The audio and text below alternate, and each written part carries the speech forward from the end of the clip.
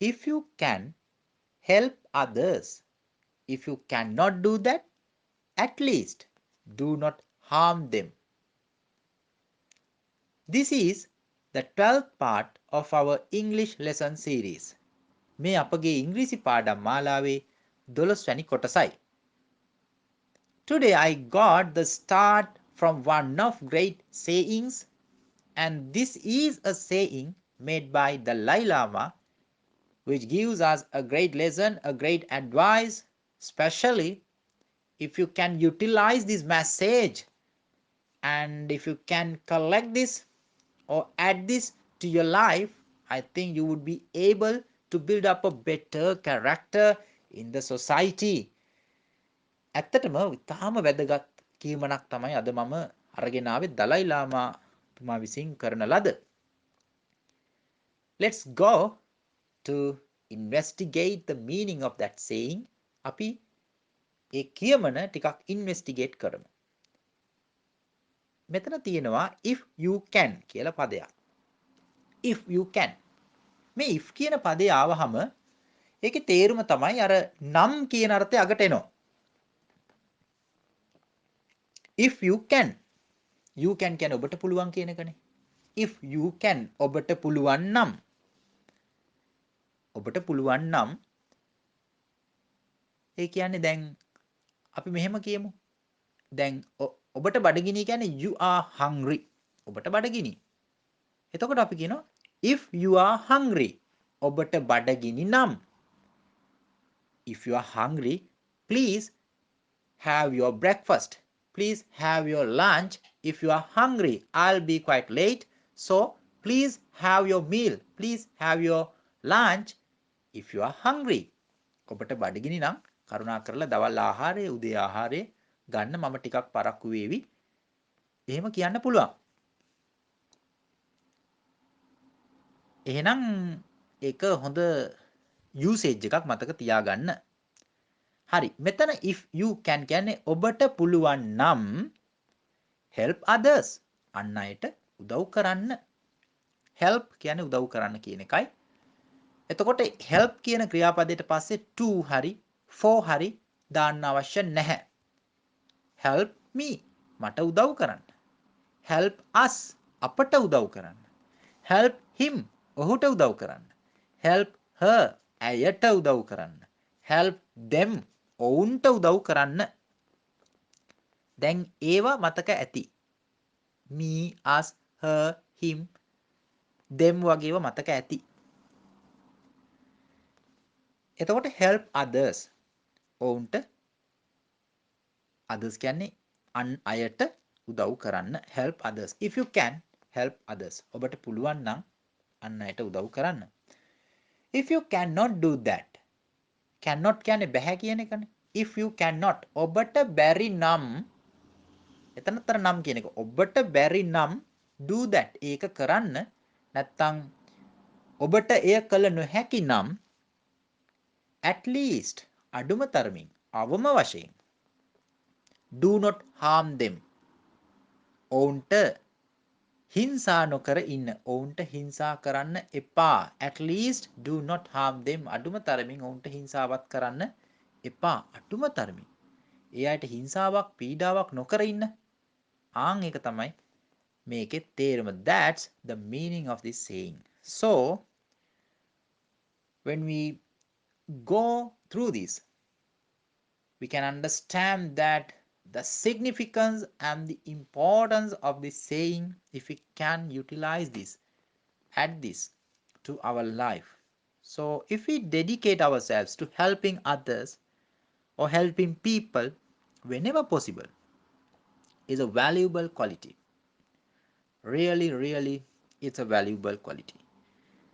And remember, if we don't feel or if you don't feel like helping others, it would be more appropriate not to harm or trouble anyone. ඇත්තටම අන් අයට උදව් කරන එක හොඳ ගුණාංගයක්. a valuable quality. විශිෂ්ට ගුණාංගයක්. හැබැයි ඔබට හිතනවා නම් උදව් කරන්න බෑ නැත්නම් ඔබට එහෙම හැකියාවක් නැත්නම් if you have no ability to do so, then please stay away from them. Don't harm, trouble, or disturb them because that would be a great help for them. එහෙම නොකර ඉන්න එකත් ඒගොල්ලන්ට හොඳ විශිෂ්ට උදව්වක් බවට පත් වේවි. ඔවුන්ට හිංසා නොකර ඉඳීම කියන එකත් ඇත්තටම ඔවුන්ට කරන උදව්වක් බවට පත්වන නිසා. හොඳයි. ඒකත් මතක තියාගෙන අපි පාඩමට යමු. Then I have written something. Another sentence. It's a new pattern, but if you can practice that as well, you'll get a great result, because sometimes you will have situations in your life to use such kind of techniques, patterns.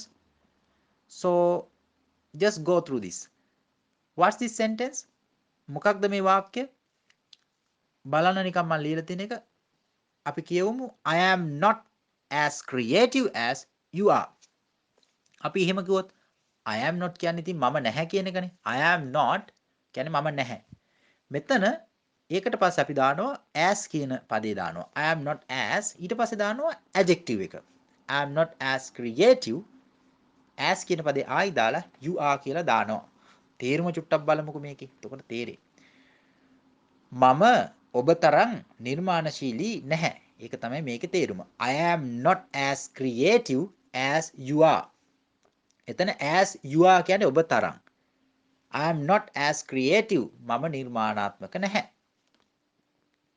ඒ වගේ අපිට පුළුවන් I am not as clever as you are. මම ඔබ තරම් දක්ෂ නැහැ. ඔය සමහර වෙලාවට කියනවනේ අපි ඉතින් ඒගොල්ලෝ තරම් දක්ෂ නෑනේ වගේ එහෙම කිව්වොත් we are not as clever as they are. එතන they are කියලා පදේ වෙනස් කරගන්නවා you are වෙනුවට. එතකොට අපි ඒගොල්ලෝ තරම් දක්ෂ නෑ කියන අර්ථය එනවා. එතකොට අපි ඔවුන් තරම් කපටි නෑ. We are not as cunning as they are. අපි ඒගොල්ලෝ තරම් කපටි නෑ. අන්න එහෙම එදිනදා ජීවිතයට වැදගත් වෙන යූසේජ් එකක් හැටියට මේක ඔයගොල්ලන්ට පාවිච්චි කරන්න පුළුවන්. හරි. So then come to the biggest part of this lesson. මේකේ වැදගත්ම කොටසට එන්න මේ පාඩමේ. So I taught how to make sentences to belong to all the tenses. It means all the times, present, past and future. නේද? මතක ඇති ඔයගොල්ලන්ට මම වර්තමාන, අතීත සහ අනාගත කාලවලින් වාක්‍ය හදන විදි, වාක්‍ය හදන හැටි කියලා දුන්න මතක ඇති. එතකොට ඒ අනුවයි අද මේ පාඩම සැකසීලා තියෙන්නේ. අපි මේ මුල් වාක්‍ය 12ක් ගැන පොඩ්ඩක් අවධානය යොමු කරලා කියවමුකෝ. පළවෙනි වාක්‍යය. They are generous people.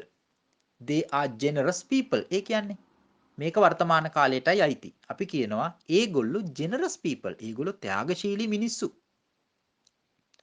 ඊට පස්සේ අපිට ඕනේ ඒකේ ප්‍රශ්නාර්ථය හදන්න. එතකොට අපි කිව්වා අර ආ කියන පදේ මුලට ගන්නවා. මේ රතු පෑනින් ලස්සනට දක්වලා තියෙනවා. Are they generous people? ඒගොල්ලෝ ත්‍යාගශීලී මිනිස්සුද? ඒගොල්ලෝ ත්‍යාගශීලී මිනිස්සුද? Are they generous people? ඊට පස්සේ අපි කියනවා ඒගොල්ලෝ ත්‍යාගශීලී මිනිස්සු නෙවෙයි. They aren't generous people. Are not කියන එක කෙටි වෙනවා aren't කියලා. එතකොට they aren't generous people. ඊට පස්සේ ඒකේ ප්‍රශ්නාර්ථය අපි හදනවා. aren't they බලන්න aren't කියන එක මුලට ගත්තනේ. aren't they generous people? ඒගොල්ලෝ ත්‍යාගශීලී මිනිස්සු නෙවෙයිද? එතකොට මොනවද සිංහල තේරුම්? ඒගොල්ලෝ ත්‍යාගශීලී මිනිස්සු. ත්‍යාගශීලී මිනිස්සුද? ඊළඟ වාක්‍යය මිනිස්සු නෙවෙයි. මිනිස්සු නෙවෙයිද? ඔන්න පැටර්න් එක. ඕක තමයි present tense එකේ අපි හදපු වාක්‍ය 4. ඊට පස්සේ when it comes to the past tense, then we used was and were.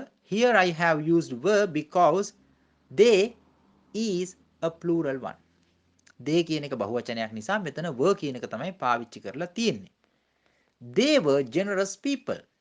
ඒගොල්ලෝ ත්‍යාගශීලී මිනිස්සු වුණා. They were generous people.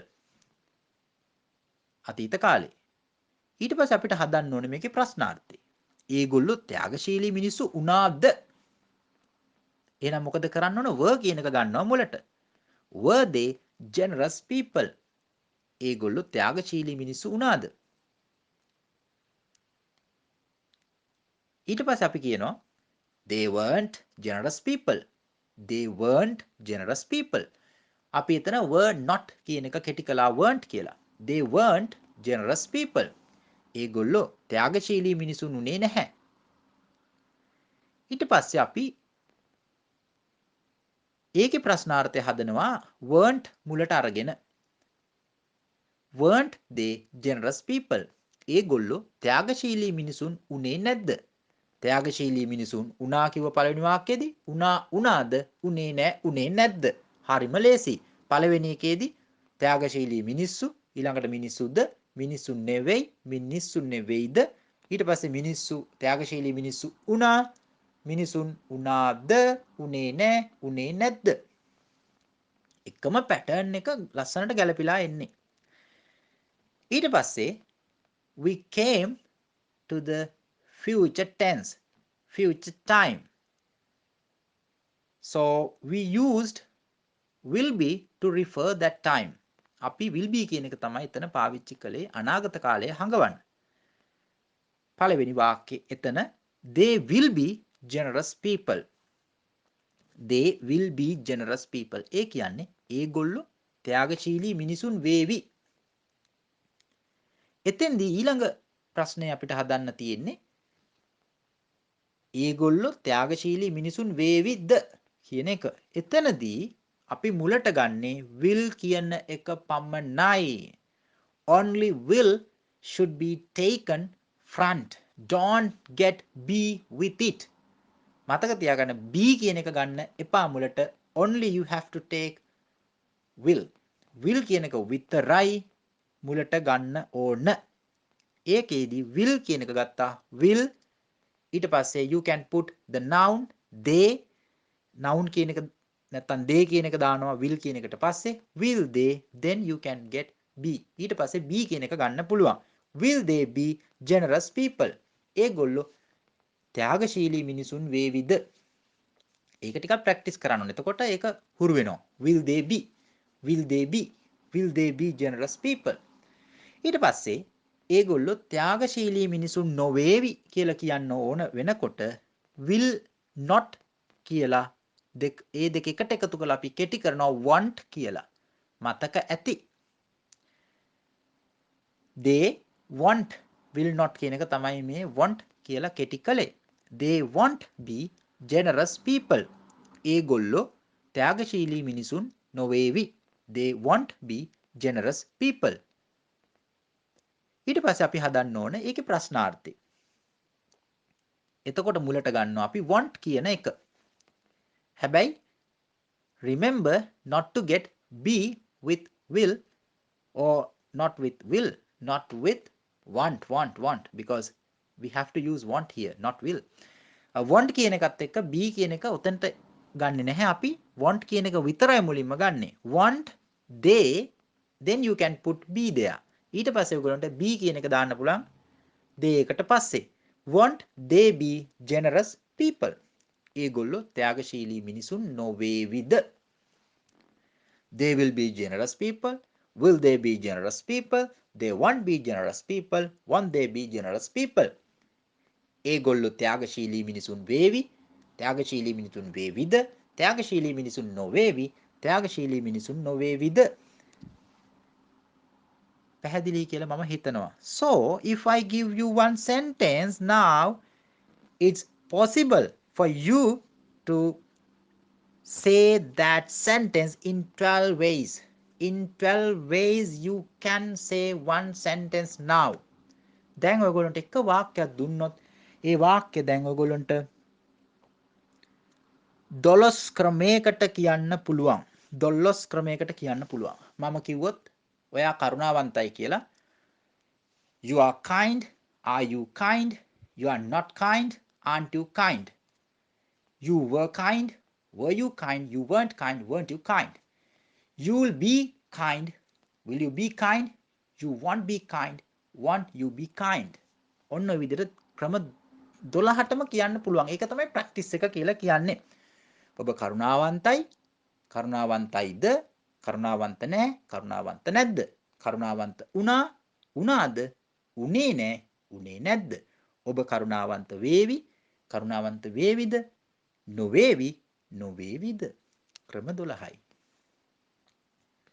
So if you have practiced these techniques, really making sentences will become a very easy task for you. So it would be so easy for you. It would be like a piece of cake. කජු කනවා වගේ වැඩක් වේවි. ඇත්තටම ඔයගොල්ලෝ මේක හොඳට practice කළා නම් පහුගිය දවස්වල. හරි. Then I'll give you an exercise. What's that? I have given you some sentences here. Look the below. I have mentioned them, written them there. So you can go through them. Try to make sentences related to 12 techniques. මේ ක්‍රම 12ටම අයත් කරගෙන මේ වාක්‍ය ටික හදන්න උත්සාහ ගන්න. එහෙම කළොත් එය ඔබට ප්‍රයෝජනවත් වේවි. පළවෙනි වාක්‍යය තමයි අපි කියන ඔහු ඉතා ප්‍රියමනාපයි. කොහොමද කියන්නේ ප්‍රියමනාපයි කියලා? charming. charming. He is very charming. He is very charming. ඔය කියන්නේ සමහරලාට අනේ යා හරිම ප්‍රියමනාපයි වගේ. ඒ කියන්නේ behaving in a friendly or pleasant way that makes people like him or her or them or someone else. නිකන් බොහොම මිත්‍රශීලී විදියට ප්‍රියශීලී විදියට හැසිරෙන කතා කරන වගේ අර ප්‍රියමනාප ගතිය තියෙන කෙනාට අපි කියනවා charming කෙනෙක්. එහෙනම් මේ වාක්‍ය අරගෙන හදන්න 12 ක්‍රමයට. He is very charming. Is he very charming? He isn't very charming. Isn't he very charming? දැන් ඔයගොල්ලෝ හදන්න එක. It's not up to me, it's up to you. So you have to make this sentence in 12 ways. හරි. Next one. ඔබ ඉවසිලිවන්තයි. කොහොමද ඉවසිලිවන්තයි කියන්නේ? patient. patient. You are patient. You are patient. patient. patient. What comes to your mind when you hear the word patient? A person who receives treatments is also called a patient. නේද? බෙහෙත් අරගන්න ලෙඩ වෙච්ච කෙනාට අපි කියනවා patient කෙනෙක් කියලා. හැබැයි මෙතන here patient means the person who can tolerate things, tolerating or being able to tolerate things. ඉවසන්න පුළුවන් වීමේ හැකියාවට මෙතන patient කියලා කියනවා. ඒ නිසා ඉවසිලිවන්තයි. You are patient. එතකොට මේක 12 ක්‍රමයට ඕන නම් ඔයගොල්ලන්ට ලියන්න පුළුවන්. ලියලා ප්‍රැක්ටිස් කරන්න නැත්නම් ලියන්න නැතුව ප්‍රැක්ටිස් කරන්න. You are patient. Are you patient? You are not patient. Aren't you patient? ඊළඟට ඒ ටිකත් were කියන එක දාගෙන යන්න. ඊට පස්සේ will be කියන එක දාගෙන ලස්සනට මේක you can practice this beautifully. ඇත්තටම ලස්සනට මේක ප්‍රැක්ටිස් කරන්න පුළුවන්. ඉතින් එතකොට ඔයගොල්ලෝගේ ඉන්ටරෙස්ට් එක it will really increase your interest. ඊට පස්සේ ඔයගොල්ලෝගේ ඉන්ටරෙස්ට් එක ඒකෙන් වැඩි වෙවි. හරි ඊළඟට කුමාර සම්පත්දායක නායකයෙකි. කුමාර is a resourceful leader. දැන් සම්පත්දායක කියන එකෙන් අදහස් කරන්නේ මෙහෙමයි. දැන් එතන resourceful කියන වචනේ උගන්වන්න මට උවමනාව තිබුණේ. resourceful කෙනෙක් කියලා කියන්නේ සාමාන්‍යයෙන් in English a resourceful person or resourceful means being able to find useful ways or solutions in difficult or challenging situations. When you meet a challenging situation or when you have a difficult time, then the resourceful person has a variety of ways, a variety of solutions to solve that or solve those difficulties or those problems or issues like that. ඒ වගේ අර රිසෝස්ෆුල් කෙනාට එයාට විවිධ විදි තියෙන ওই ප්‍රශ්නේ විසඳන්න. අමාරු කාලේ එනකොට ඒ අමාරු කාල වලින් ගැලවෙන්න යාගාව හොඳ විදි තියෙනවා, උපක්‍රම තියෙනවා, ප්‍රයෝජනවත් විදි ක්‍රම අදහස් මොනවා හරි දේවල් තියෙනවා. එතකොට ඒ වගේ කෙනෙකුට අපි කියනවා resourceful person කෙනෙක් කියලා. You also can become a resourceful person just by using your intelligence, your ways of facing problems, by using your experience. You can be such a person. Try to be such a person. Really, it would be good. ඒ රිසෝස්ෆුල් කෙනෙක් වෙන එක ඇත්තටම ඉතින් හොඳයි. ඔබේ බුද්ධිය පාවිච්චි කරලා එහෙම වෙන්න පුළුවන්. ඊළඟට එය ඉතා තියුණු තරඟයකි වගේ එකක් අපිට කියන්න ඕන. එය ඉතා තියුණු තරඟයකි. එතකොට අපි කියනවා it is a very tight competition. competition එකක් කියන්නේ තරඟයක්. ඒක තියුණු cricket තරඟයක්. It's a tight cricket match. නැත්තම් it's a tight match කියලා කියනවා. මේක tight match එකක්. A tight match. It means both teams perform well. Both teams don't give up the game easily. So they both put up a good match, put up a good performance. So with that, we can say it's a very tight competition. ඉතාමත්ම තියුණු තරඟයක්. Tight competition එකක්. Tight match එකක්. එතකොට ඒක ක්‍රම 12ටම ලියන්න බලන්න. ඔයාලගේ ගෙවත්ත පිරිසිදුයි පිළිවෙලයි වගේ එකක් අපි කියනවා. Your garden is neat and clean. Neat කියන්නේ පිළිවෙලයි, clean කියන්නේ පිරිසිදුයි. If you do regular cleanups and you can water plants and you can remove weeds. Remove weeds. Weeds කියන්නේ weeds කියලා කිව්වහම ඒක මේ වල් පැලෑටි. weeds. WEEDS. weeds. If there are weeds on the compound or on your garden, you can remove them.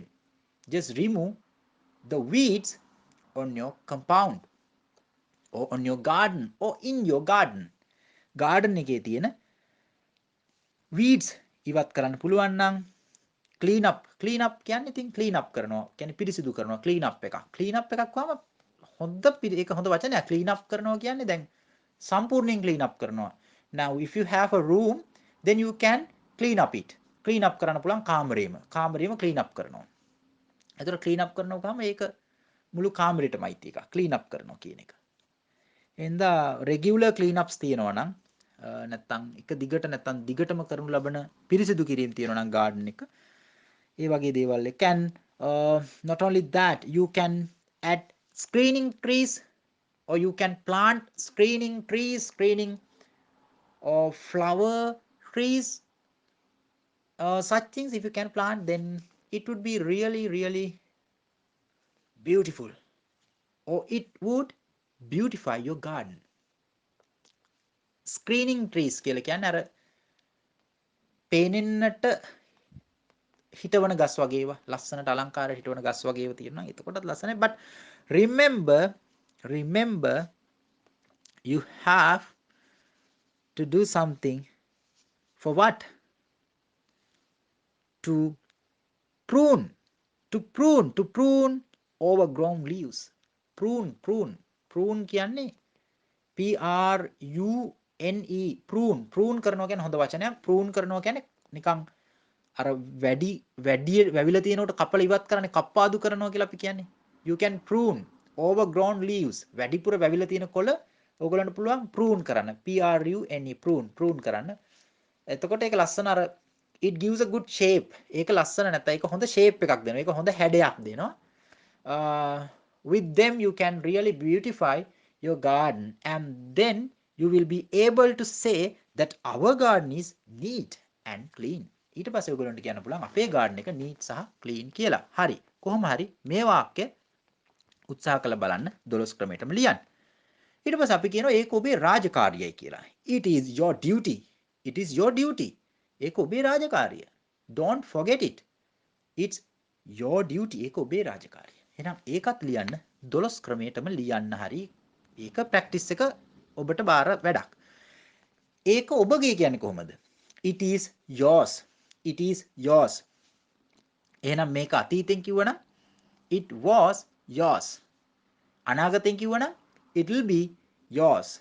it will be yours. ඒක. ඔය විදිහට තමයි අද පාඩම වෙන් වෙන්නේ. Okay. So now it's up to you to practice to go with this lesson. Just try to do all the exercises and keep up with the practice because practice makes improvement. So really this is needed for you to move forward with English language skills.